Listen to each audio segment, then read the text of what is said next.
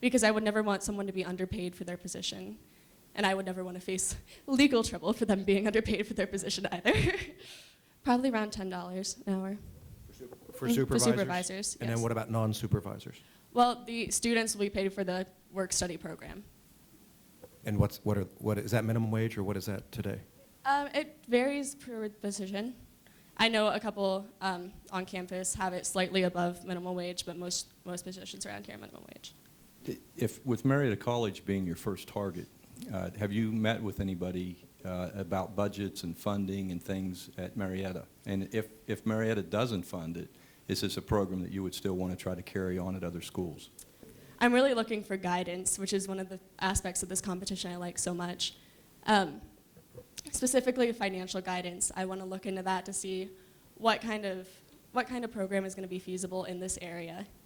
And if Marietta College was not interested in investing in the program, I would pursue other local organizations. I would really like to keep it at a local education for my first project. That way I can be there the majority of the time. That way I can collect data to prove that the program is fully effective. What if 60 students apply? Does that mean you charge the college 2 times the 20 grand? I'm keeping it low because I don't want them to invest too much into a program that shows that it doesn't help anyone. But the $20,000 that I'm charging is really what's going to keep the program alive while we're here, because the money that we will be getting from this program will pay for books for the students, any type of materials that we get from the GRE website that can specifically help them through there. Like, we are providing everything that they need for this. If in the future attendance was a problem with that, we could adjust the price to where I just want to make it feasible. Is what I'm not looking to be rich. I just want to help people.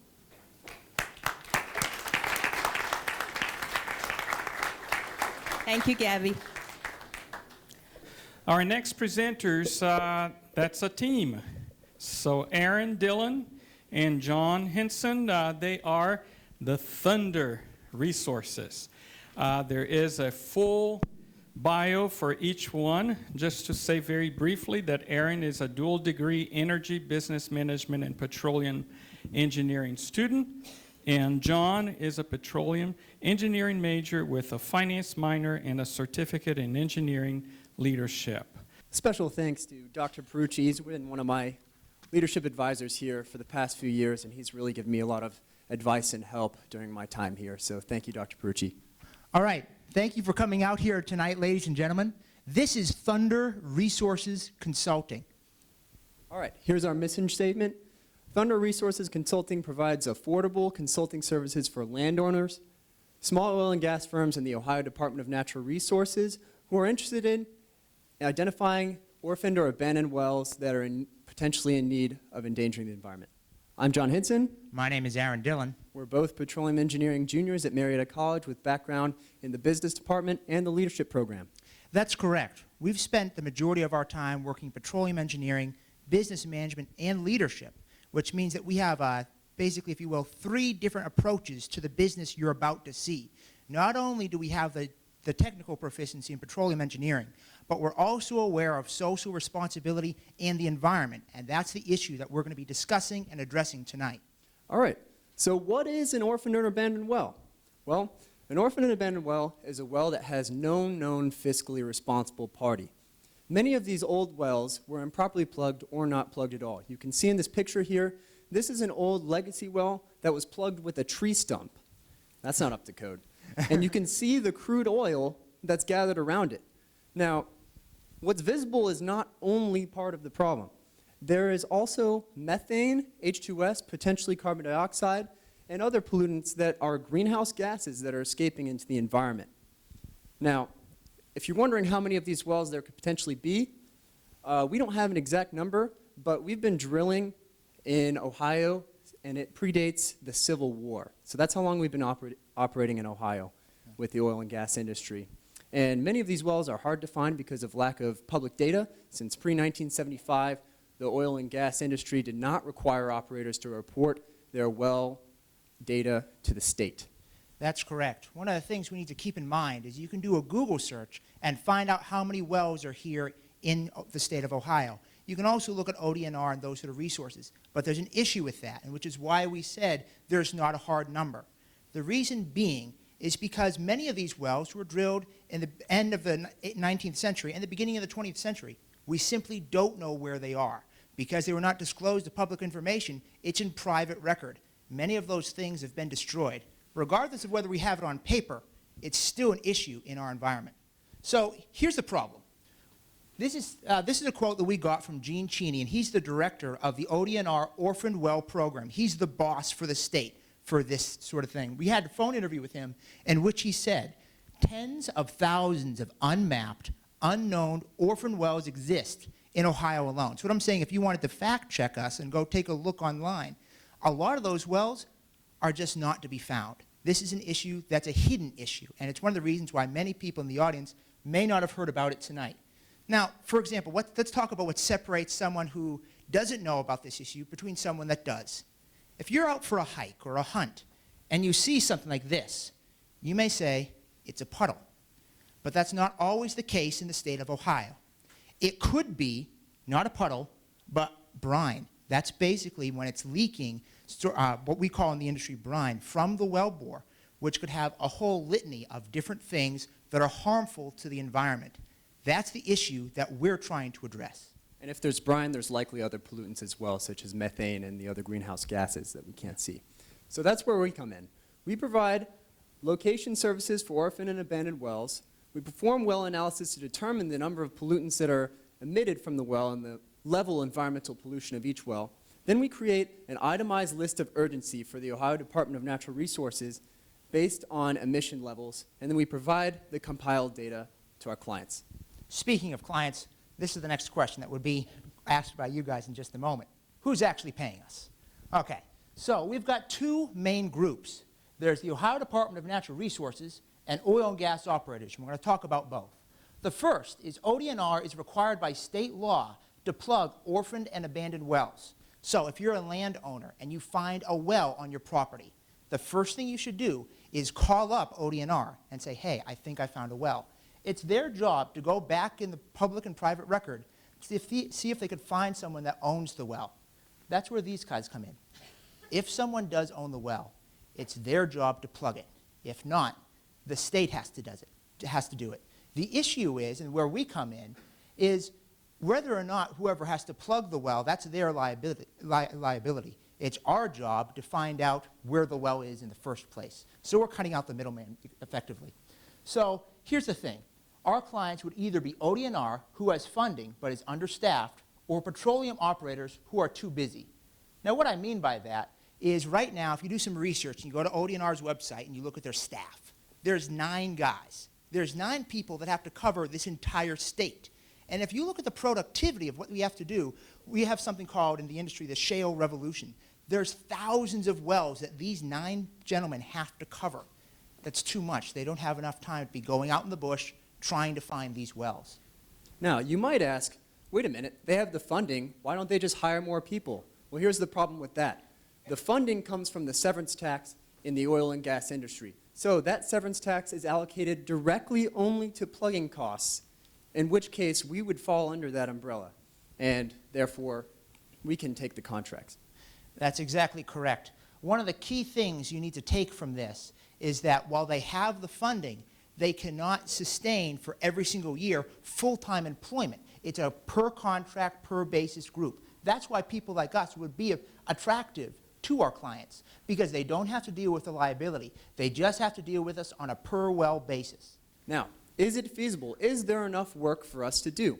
Well, once again, we did have a phone interview with Gene Cheney, and he said that there are at least 10 lifetime jobs in just locating and identifying orphaned and abandoned wells in the state of Ohio alone. Now, Professor Ben Ebenhack of the Petroleum Engineering and Geology Department went down to a Society of Petroleum Engineers conference in West Virginia, where he talked to some of his peers about our idea. His peers said that 10 lifetime jobs is a conservative estimate. Now, in corresponding with pragmatic views, the next thing we wanted to show you is, besides just talking to you and telling you about what we're doing, we wanted to actually show you what's going on.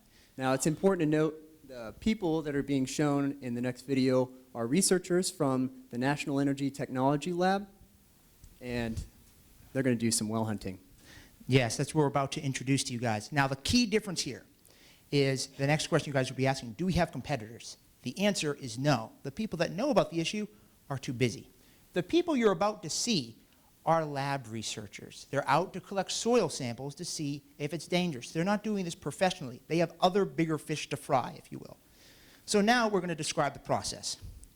So you go into the public data, and that's what this is discussing, and you go into what looks like a hike, but there's going to be more to it. In reality, you're going out to look for orphaned and abandoned wells. So this is an example of them walking around in a state park. This is a topographic GPS, basically map locator. It's something we've appropriated for. What we'd be doing is cross-referencing our satellite imaging with this device so we can find out exactly where the well is located, or at least approximately. Then we'll use other technologies to find the exact location. Finally, some of the wells, like you saw before, were above surface, but it's not always that easy. Sometimes they're subsurface, especially if you're talking about something that's over 100 years old. This is the key difference that separates us from other people that do this sort of process. The reality is, each one of our clients that would be our potential clients have other work to do. This is a very labor-intensive process, and they have other things they need to be doing. This is the perfect sort of market for someone who's an incoming freshman or sophomore for Marietta College as a campus. If you know something about petroleum engineering, you know that you need to get industry experience to even have a shot at doing this professionally. So what we're trying to do is provide a foot-in-the-door approach for the freshmen and sophomores so they'll have some sort of job to get some experience about the industry that, and here's the important thing, isn't dependent on the local economy for the market for oil. Because when you're producing and you're looking for that job, if the oil price is down, production is down. These wells are here, and there's hundreds of thousands of them. So this is something that does not have to be affected by the market. The work is out there. So in order for us to do our job, you saw some of the tools that are necessary for the process in the previous video. One of those, the first I'm going to talk about, is a cable locator tool. Now, a cable locator tool allows you to go out and find pipeline underneath the ground that may lead directly to a wellhead. That was suggested for use to us by Professor Benny Mihak. Thank you. Topographic GPS. That was also shown in the video.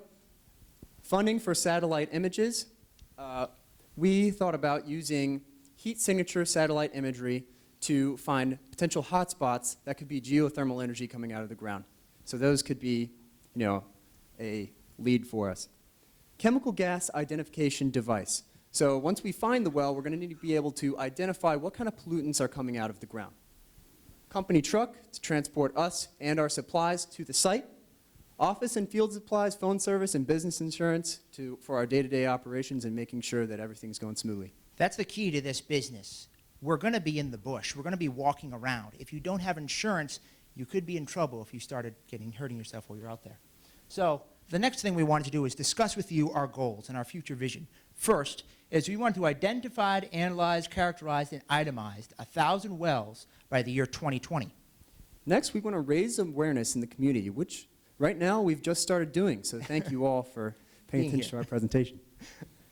Yeah. The next thing is we want to have provided an avenue for foot-in-the-door work for MC students. And here's one of the key things for some of the faces out here in the audience. This isn't just a petro internship or farm. This is something for people that have minors in social responsibility or majors in land, geology, public relations, or petroleum. This is something that if you're interested in the social responsibility of your community and you want to address an issue that affects your community, this is the job for you. One of the things we have to remember about what we're proposing is that right now, the only two people that know about this issue, besides you guys tonight, is ODNR and the oil and gas operators. The public doesn't know about it. So it might be attractive to hold up a sign that says, stop fracking, but it's not as fun to hold up a sign that says, stop having more responsible drilling practices and start plugging your wells. People don't have that sort of capability for understanding everything that's the fine details of the petroleum engineering industry. It hasn't been explained to them. That's our goal, is to explain that process. And finally, the last thing on the list today is we want to be able to provide compensation for all organization members and contracted individuals by summer of 2017. Now that date is important because we're graduating that day, and we'll no longer have housing and free food. But why that's in our benefit is during this time, we can funnel all the money we make back into the company and making sure it's as sound as possible so that by the time that we need to support ourselves financially, we're able to. That's right. We're not trying to grow our wallets. We're trying to grow the business. Basically, when you're graduating from college, you could complain about all the student loans that you have, or you could use them to your advantage and use them as an asset. When you're here at college, you have a roof over your head and you have 3 square meals a day. Those are the things that your competitors would worry about if we had any competitors, which we don't. But either way, we have that advantage, and we're going to exploit it. All right, another exciting thing about our idea is there's tons of room for expansion. For example, we can use new efficient technologies that will streamline our processes. One example of that is drone technology. We would envision ourselves outfitting a drone with metal detecting devices that can give us signatures of potential casing and pipelines on the ground in areas of interest. And therefore, we can get more precise locations of where potential orphaned and abandoned wells can be located. Next, there are plenty of markets to expand into. There's estimated to be around 100,000 to 500,000 orphaned wells in the state of Pennsylvania alone, and similar numbers in West Virginia and Texas and other places across the United States where there's a history in oil production. Speaking of expansion, the next thing we wanted to talk about was data processing and offering plugging design services, which are the last 2 concepts we'll introduce tonight before we ask for some questions. The first is data processing. Let's say you are a Marietta High School history professor, and you know that Ohio was the oil capital of the world in the beginning part of the 20th century. You may want to bring your students to some old sites and provide that for them. You may or may not know about ODNR, but by us seeking you as a client, you'll now know about our markets and our data that we've collected, and we can provide that for those sort of clients. The next is offer plugging design services. Now, this is key. Right now, ODNR has a law that says if you find a well on your property, you can be the general contractor and contract out someone to plug the well for you. Well, there's an issue with that. Even if you're the general contractor, you may not know how to effectively plug the well. That's where we would come in. Ideally, we've already been hired by that client, and we can say, sir, ma'am, we found a well. It's leaking methane on your property. It is an environmental hazard, and it's something that we need to deal with. Now, there's a law that says that we can take care of the issue for you. You don't have to worry about it. It's the natural progression for our business. But we need 2 to 5 years to expand and garner more experience before entering those markets. First question, what is the average plugging cost of a well? It can vary depending on whether there's something stuck in the hole, for example, tubing from old production jobs, etc. That's going to be a little bit more expensive, but typically there's just going to be a cased hole with nothing in it. If you have a 120-year-old well that's filled with a log, then it costs more to get it out. Okay. $15,000, and I think your service cost would be $200 per well? That's correct. That's the service that's provided for us to simply locate the well. But that's why we need new technologies. Basically, we're going out there and identifying it, and at this point, we're not doing the actual plugging.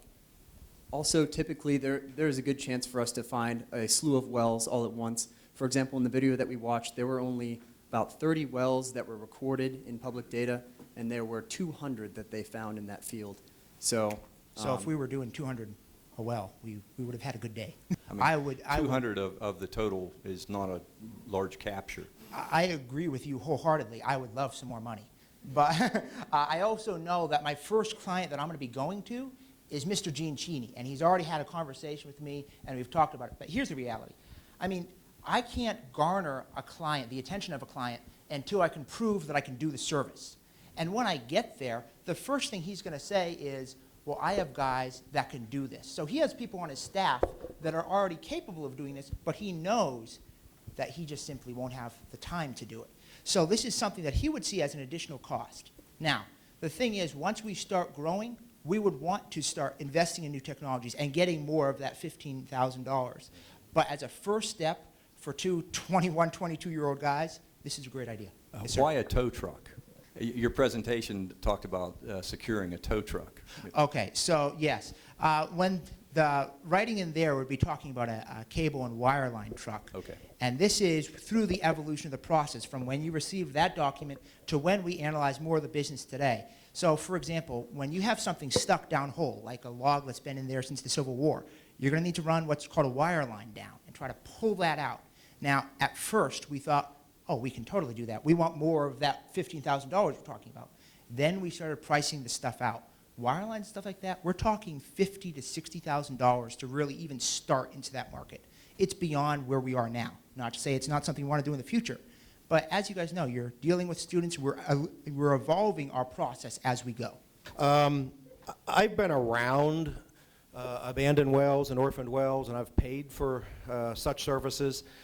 And I dispute the fact that ODNR has funding, yes, but it's not like they have excess funding. I mean, I doubt we could find a state agency in any state in the union that has excess funding. So you guys go out and you find 100 wells that need P&Aid, and it's 15 grand each, best case. They don't have that funding available to plug and abandon those wells. Those funds are not surplus and existent, right? So what do you do about that? And we understand that the plugging cost is high and that the supply of funds isn't limited. But with the increased production in the Utica and companies like Antera Resources who have hedged their drilling cost so that they continue to drill during these low economic times and sell at a higher price, they are able to get more severance tax and have the funds there to plug some wells. But once again, we are supplying them with a database of an itemized list of urgency of wells that need to be plugged. So while they won't be plugging all of these wells, we're telling them which wells they need to be plugging, and that's why we're not charging so much. Exactly. We're using what's called a chemical sniffer. So when we go out to the site, just because we find 200 wells, what we can do is go to those wells and use the chemical sniffer to find out which ones are dangerous. If you're, matter of fact, this exact issue is discussed. If you have a well that's leaking brine or H2S or other sorts of gases that are harmful, it gets a ranking of an 82. We originally had that on our slides, but we thought it was too technical until this question. And if it's not leaking anything, it gets a ranking of a 0. Rankings of like 50 and below don't need to be plugged. So they have an itemized list of their priorities. We're just simply cutting out the middleman of having to send some of their guys out to find the wells. We're finding it for them. If I happen to be a poor dirt farmer in western Washington County with 30 cows and 4 tractors, which I happen to be, why in the world would I let you guys on my farm to go sniffing around? Well, I would. Because you're going to cause me nothing but trouble. You're going to open cans of worms that I don't want opened. Well, potentially, the wells themselves could be causing them danger. So a few years ago, I don't know if you're familiar with the Bainbridge incident. In Bainbridge, Ohio, there was a new drilling operation, a horizontal operation, and hydrocarbons leaked off from the formation into a water well, a residential water well. Natural gas leaked into the home of the property, and the house exploded. So there is potential. If there's going to be new production that's happening on that field, you're going to want to know where the open holes are, and is there a formation that can leak onto my property and cause an explosion and damage my equipment. And cows. Let's say you use your drone technology and you, with that, locate an abandoned well on my farm. Okay. You figure out it's me, you come to me and you tell me this information, and I tell you I don't have the money to do this and I don't care. Mm-hmm. What are you going to do with that information? ODNR is required by law to plug all orphaned and abandoned wells. Chances are that well was there before you purchased the property, and it's now endangering the environment, and it's not your job. So now the thing is that's the way it's been running. Now, if you're Gene Cheney and you're the head of ODNR and you're looking at a finite number of dollars and you're looking at thousands upon thousands of wells, that's a cause for concern. But we have to remember, there's more than just the government as a market. There's also oil and gas operators who are paying their engineers upwards of $100,000 that would be going out and doing this sort of stuff. So it's a waste of their cash. So there's two markets. It's not just the government, it's also the operators. So once again, this will not cost our clients As money. landowners. As landowners. Okay. First of all, I think it's great that you are considering incoming students, that they will have jobs by you being entrepreneurs in this. One of the things I think that you perhaps could have included in your presentation